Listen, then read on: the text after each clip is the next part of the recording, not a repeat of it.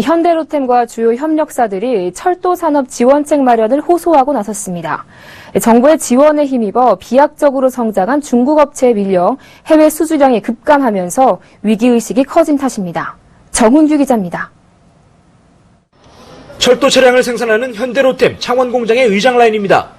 53량의 열차들이 빼곡히 작업대 위에 놓여 있습니다. 철도 차량은 수주에서 납품까지 3년에서 4년가량이 소요되는데 지난 2012년과 2013년 수주 실적이 좋았던 덕입니다. 하지만 최근 수주량이 급감하면서 일부 생산 라인의 가동을 멈춰야 할 위기에 놓였습니다. 지금까지 공장 운영은 정상 운영되고 있다고 보이지만 해외 수주 자체가 지금 상당히 글로벌 위기로 해서 어려워지고 있기 때문에 이 상태가 지속이 된다면 내년 하반기 이후에는 가동률 자체도 상당히 낮아지고 굉장히 어려운 환경에 처할 것으로 예상이 되고 있습니다. 지난해 현대로템의 철도 부문 매출은 1조 7천억 원, 이 중 해외 수주는 6천억 원 수준에 불과했습니다. 해외 수주 정점을 찍었던 2012년에 비하면 3년 새 65%나 줄었습니다. 해외 수주가 급격히 줄게 된 주요 원인은 막대한 자금을 앞세운 중국 업체의 비약적 성장입니다.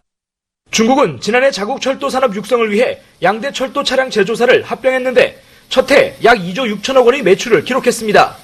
정부 차원의 지원도 막강합니다. 중국은 최근 동남아시아에 100억 달러의 인프라 대출 지원을 밝혔고 일본도 이에 질세라 아시아 인프라 확충에 1,100억 달러를 지원하겠다고 나섰습니다. 이와 함께 주요국들에서는 자체 현지화 기준을 마련해 자국 철도 산업을 보호하고 있는 실정입니다. 반면 국내에는 이 같은 지원이나 보호 장치가 없어 철도업계가 지원책 마련을 직접 호소하고 나섰습니다. 2000년대는 저희가 느끼기에 저희의 노력 국산화를 통해서 사실은 힘을 획득을 했습니다.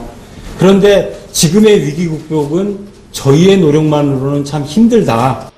각국이 철도 산업을 기간 산업으로서 철저히 보호하는 가운데 국내마저 타국 업체에 완전 개방된 상태라 국내외 수주가 어렵다는 것입니다.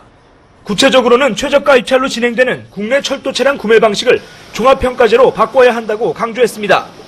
정부의 막대한 지원을 등에 업은 중국 업체의 급격한 성장세, 우리 철도 산업은 존폐 위기에 처할 수 있다는 불안감이 커지고 있습니다.